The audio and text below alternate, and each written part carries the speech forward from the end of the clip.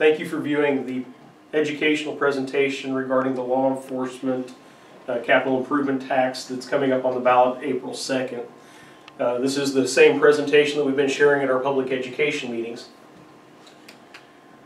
To begin, I'm Joseph King. I'm a former captain with the Detention Division, currently assigned to the Patrol Division. And with that, they've asked me to help put this information together because a lot of the information that we're sharing was collected while I was the jail commander. First thing I wanted to discuss was the requirement for the sheriff to keep and hold prisoners. Anywhere you see Chapter 221 in the statutes, that's for jails and jailers. Starting as early as 221.020 in the revised statutes, the sheriff of each county shall have custody, rule keeping, and charge of the jail and all prisoners in the jail. Also, it is the responsibility of the sheriff then to receive prisoners from law enforcement people where they are being committed to the jail under a court of jurisdiction. There's also under Chapter 221.270 a requirement for the sheriff to receive even United States prisoners. And then the last question that oftentimes comes up is in Chapter 479 is the requirement for the sheriff to receive detainees from municipal organizations, municipal law enforcement, so for those city commitments. It should be noted at this point, though, that those are also considered civil in nature based on a determination of the Attorney General's office, and so those would be civil detainees. The reason why that's important is we have certain requirements in the statutes to keep certain prisoners separate. Obviously, those males and females have to be kept separate, as well as those that are being held on civil causes from those that are being held on criminal charges. So a person being held on a contempt of court would be a civil commitment. Those people that are being held on municipal charges would be a civil commitment. Those that are filed through the state prosecutor's office, regardless of the arresting agency, then are held and kept separate.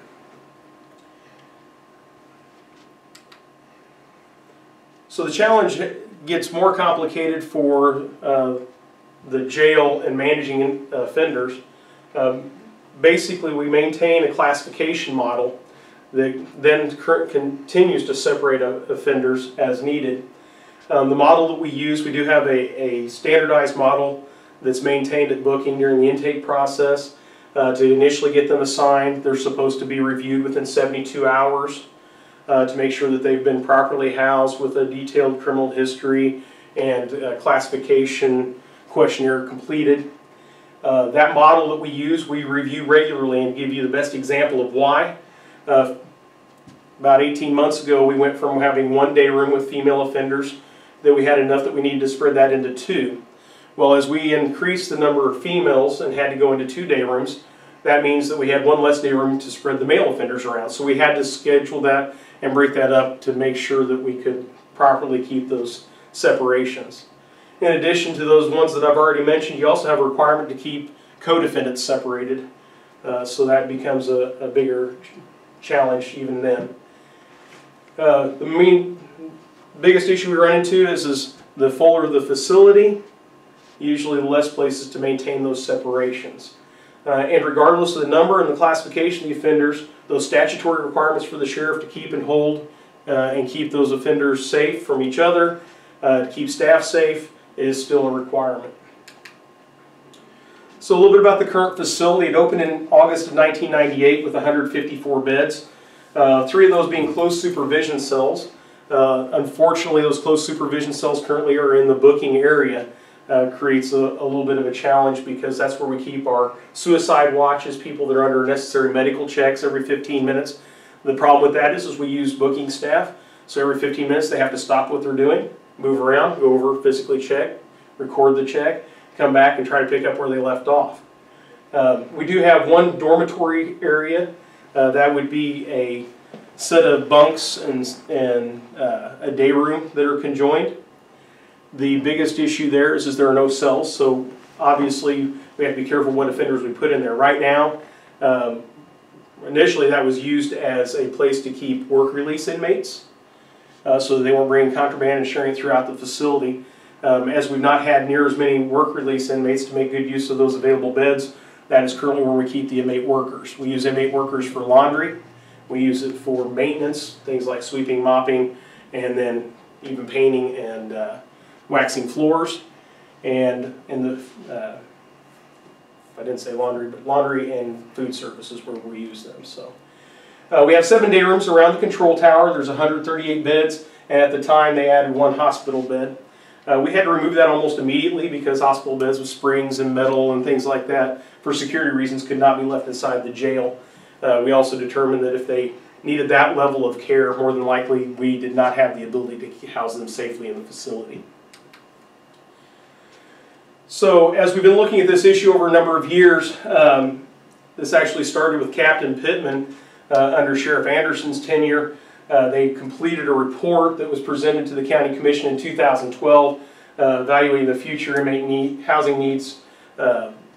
Was where we started looking at, and the reason was because the facility, as it opened in 1998, was anticipated to meet our needs for 20 years, and that we would then have to look at options, including futures and other things like that. So as we were looking at that shift in population, that report was presented.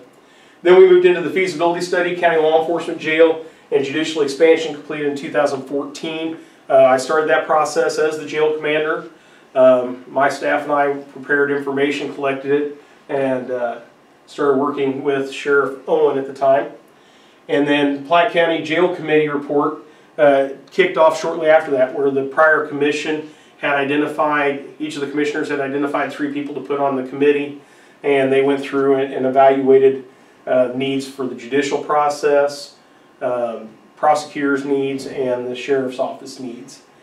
Architectural services study and design in 2017-2018, where we started off our use of trainer architects. And then it ended recently with the study of the jail conducted by Bill Garnos, the jail consultant in 2018. Bill Garnos is also the mayor of Gladstone. He has been a jail consultant for a number of years and has completed over 100 reports, including 27 counties in the state of Missouri. So while those studies are going on, some of the things that we've done is in 2015, with the use of staff, we went through and identified 27 spaces in which we were able to add bunks into the facility to increase the physical bed capacity. So what we did was in those 3 close supervision cells, there was a bunk in the cell. We identified that we could put an additional bunk above it during that close supervision period, being able to use that. We also identified, for instance, our maximum security day room, 10 cells, it had 10 bunks. We actually added a bunk to each one of those cells. Now remember, those classifications that we consider oftentimes means that I can't put 2 people into that cell even if I wanted to, but when we can use and make available a bunk, we prefer to do that. And then we had 14 additional spaces throughout the rest of the facility that we were able to utilize into existing cells to be able to take us to the current count of 180 beds. So when we talk about operational and physical capacity, operational capacity we're going to talk about here in the next slide or two, but just to give you a snapshot, in 2017 the jail completed 4,368 bookings. We had an average daily population of 180, which means our average population met our physical capacity. We served 195,433 meals out of our kitchen. Okay. Now, as far as laundry goes, the way our laundry facility is set up, we do their clothing 3 times a week and their bedding 1 time a week. It's an aggressive schedule that, at the current capacity, keeps us very busy. In 2017, we had a 1-day high of 216. 2018, the jail completed 4,336 bookings. This is a good average number for our bookings. We average somewhere in the neighborhood of 4,200 to 4,500 bookings a year. But our average daily population increased to 185, which is the first year where our average daily population exceeded our physical capacity. And in that same time frame that we served 200,935 meals. We had a 1-day population high in 2018 of 215. So if you've been watching the population in the jail, we can have a swing of 20 to 30 inmates in a single week. Sometimes up to that in a single day, depending upon operations in the facility. Here's a couple of pictures of cells, and one of the questions that always comes up with, well, what are these temporary bunks? What does it mean to put somebody on the floor? These molded plastic temporary bunks, the inmates actually refer to them as boats, and most of them, like on the picture to the left, the inmates will turn it upside down to keep all their property inside their bunk with them. On the right is kind of how it's actually designed. It's designed to be a temporary cot type thing to put their mattress on top of. Now what I want you to recognize is in the right picture, it's a little bit easier to see, but the door frame and the foot of the bunk actually touches the door when it's closed. So to actually enter that cell, staff have to step over the corner of the bunk to get into the cell. So we identify a temporary bunk as a trip and fall hazard. Staff have to be mindful. Inmates have at times slid them downstairs at us. They have thrown them over guardrails at us, things like that. So the idea is we are looking for ways to utilize fixed bunks, which is always the best way to mitigate complaints. Other issues are, in some of the cells, based on the design and setup of the cell, sometimes that temporary bunk is closer to the toilet. It can create a complaint issue regarding, if I put 3 people in that cell, as you can tell, there's limited movement ability for the people that are inside the cell. One of the issues that we also would hope to be addressed as we go forward, showers are the evil things in jails. All of ours are in need of being re-epoxied, which would require sandblasting and use of solvents and chemicals to clean it, and then be able to re-adhere the surface that should be on it. Unfortunately, with the current population, we're not able to clear a day room out for that to happen. There's a shower in each one of the day rooms that is utilized throughout the day. Several years ago, when our population was about 105 to 110, we could actually close down a day room for reasonable maintenance items. The center picture shows you one of the issues that we deal with. As we've had to leave the showers open longer for use, the problem with showers in the jail is usually a moisture issue, trying to let it dry out enough. But as you can see here, we're dealing with a certain amount of rot related to rust and stuff. And we've reached the point now where inmates are reaching in, breaking off parts of those vents and fashioning them into weapons.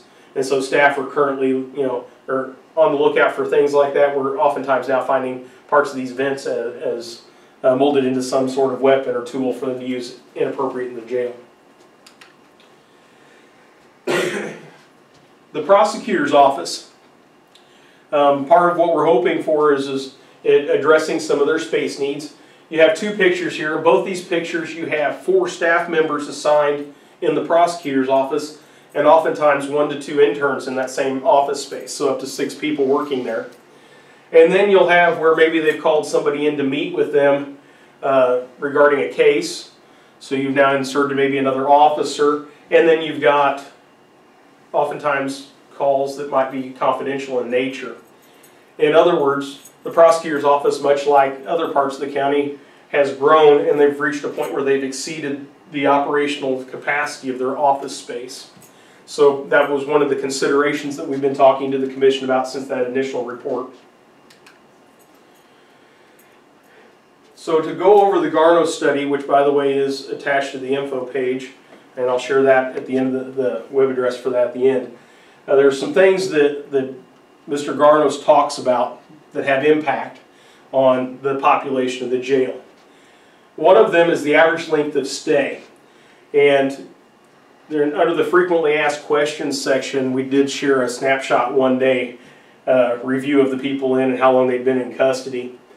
The challenge is trying to evaluate average length of stay other than for edification. There is nothing the sheriff's office or operations can do to adjust that. We hold people as long as the courts require us to hold them. Sometimes it's as simple as delivering them when they've been sentenced or they've completed their adjudication process. Sometimes it's response to a bond reduction hearing, those types of things. But don't forget, we also have probation and parole violators that sometimes are going through additional hearings. And oftentimes people in the jail have more warrants in other jurisdictions beyond the one that we currently have them in our custody for. So oftentimes those people are not looking necessarily to bond out because they can't afford to bond out on all of their charges. The most important number for the jail administrator is the average daily population. And what that does is it allowed me as the jail commander, allows the current jail commander, in our review and preparing a budget request, which these usually have to go roughly about 5 or 6 months before the end of the year when our budget would go into effect. So for projection purposes, the ADP is the number we use in trying to anticipate the needs of the jail for the next period. Okay, so again, in 2017, our ADP, average daily population, was 180, which met both the physical capacity and the operational capacity, or exceeded the operational capacity. And in 2018, we were at 185. Most importantly, the classification system used to maintain both the safety of staff and the inmates. Last year, prior to my separation from the jail, we had 2 significant assaults on staff inside the jail, and part of that is a crowding issue. Tensions run high. Both of those officers were able to eventually return to work. This comes directly out of the Garnos study, and part of why I included this was to make sure that people understood the 85% rule that we talk about. And what that means is the operational capacity of the jail is at its capacity when we reach 85% of the available beds in the facility, because it requires that extra 15% for us to be able to adjust those classifications. So just because there's an open bed in the facility does not necessarily mean I have an inmate I can put in that. So even when we're below the physical capacity, oftentimes I still have people in those temporary bunks. Best example, if we move a group of females, I put 10 females into a day room, there's 24 beds in that day room. I have 14 available beds, but I can't put any male offender in there. So oftentimes we have available beds, but we're at our operational capacity when we reach 85%. So at the current 180 bed count, we reach operational capacity, the 153 inmates. I share this because Mr. Garnos wanted to demonstrate the potential growth of the ADP over the projections over the next 20 years.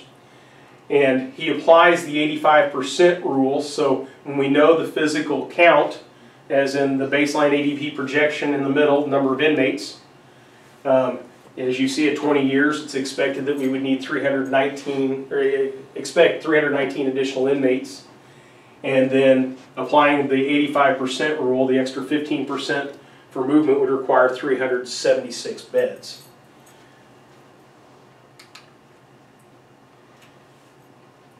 Now it's important, just like I said, we had these reports starting in 2012, and again, as we were approaching the 20-year operational plan for the current facility, was that the sheriff and the commissioners have been looking at multiple options on how to address the growing need for beds in the facility.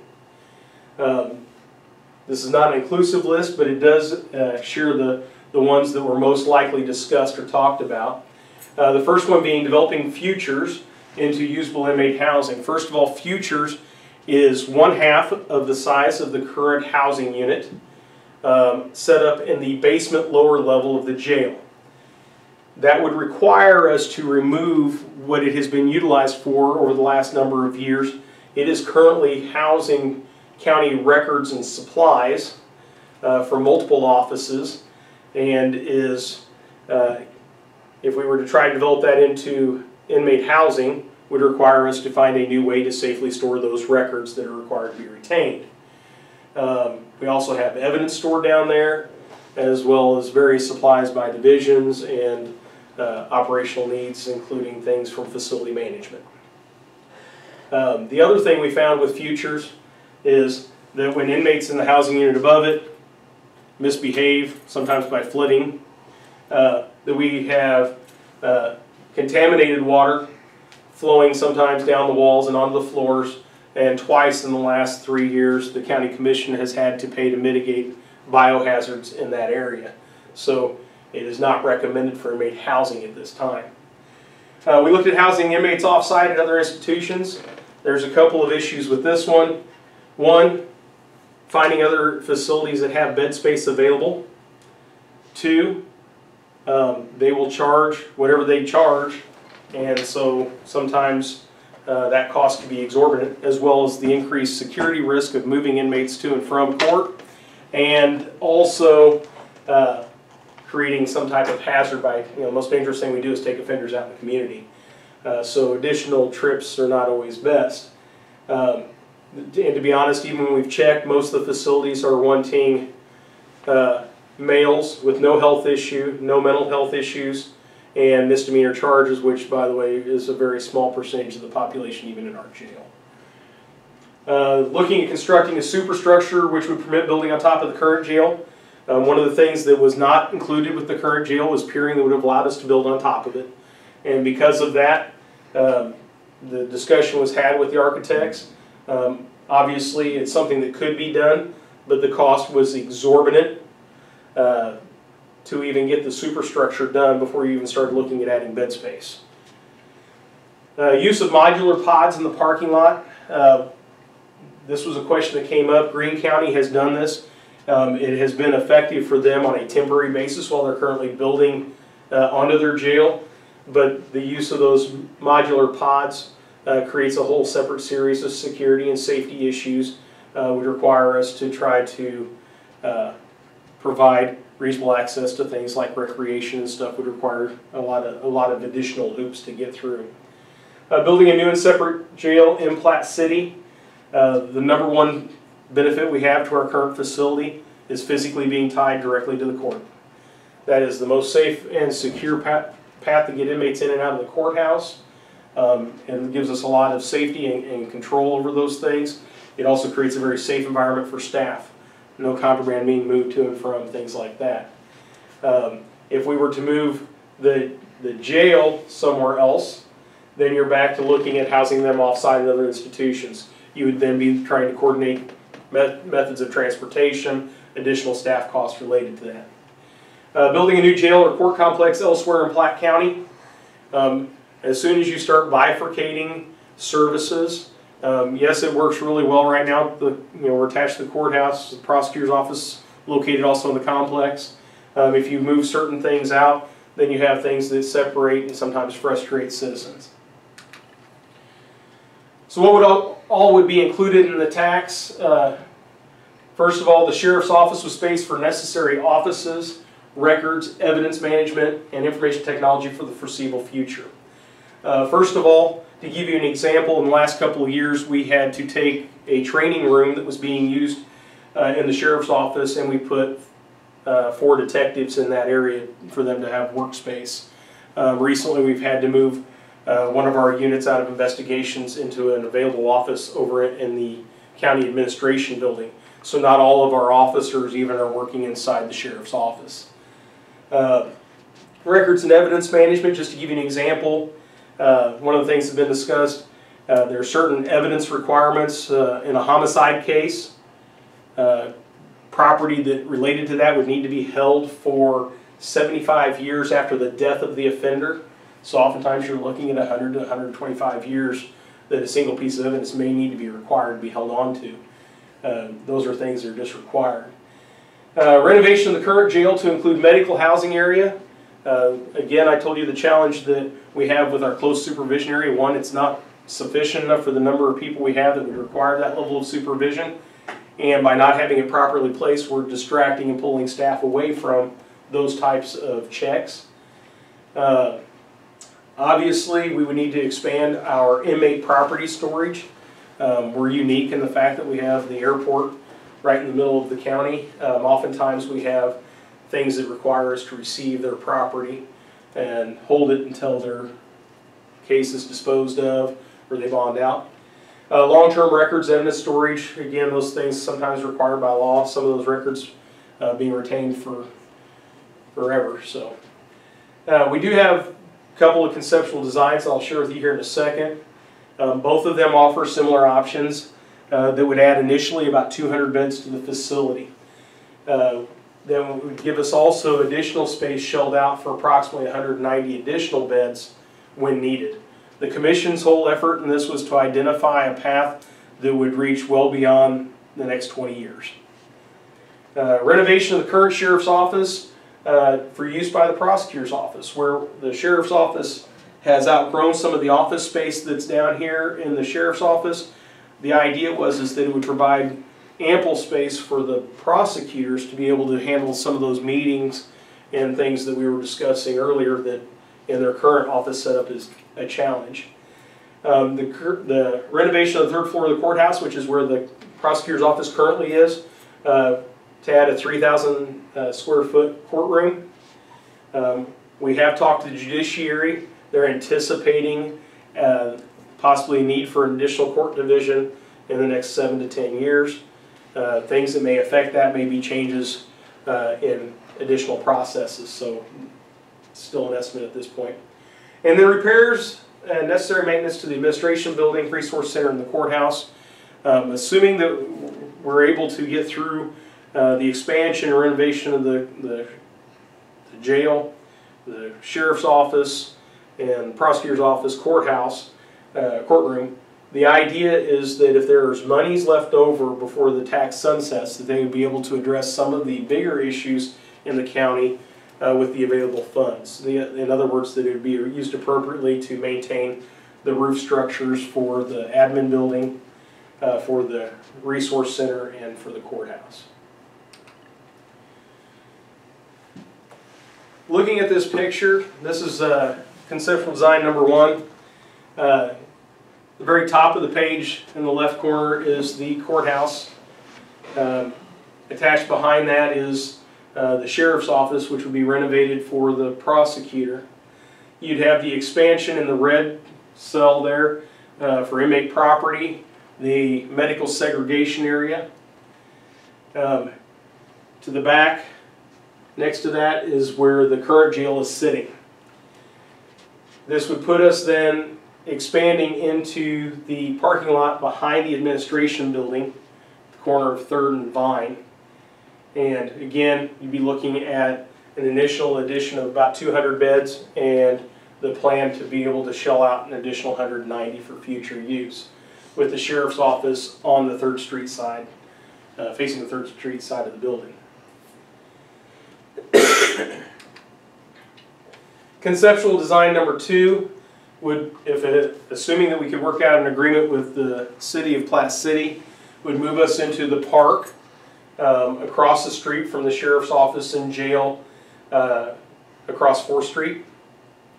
There would have to be some type of connection between us, so either some type of tunnel or catwalk that would be secured for us to be able to move inmates and food, laundry through to the other facility.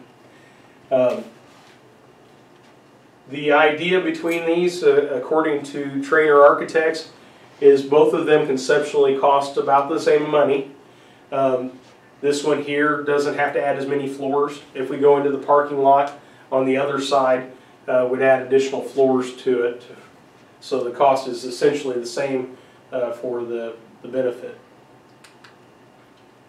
And then I threw this slide in because this is one of my questions that I always had when you build something like this is, what about all the other things it takes to put into the facility outside of the metal bunk and the toilet, the running water, the lights, fixtures, things like that?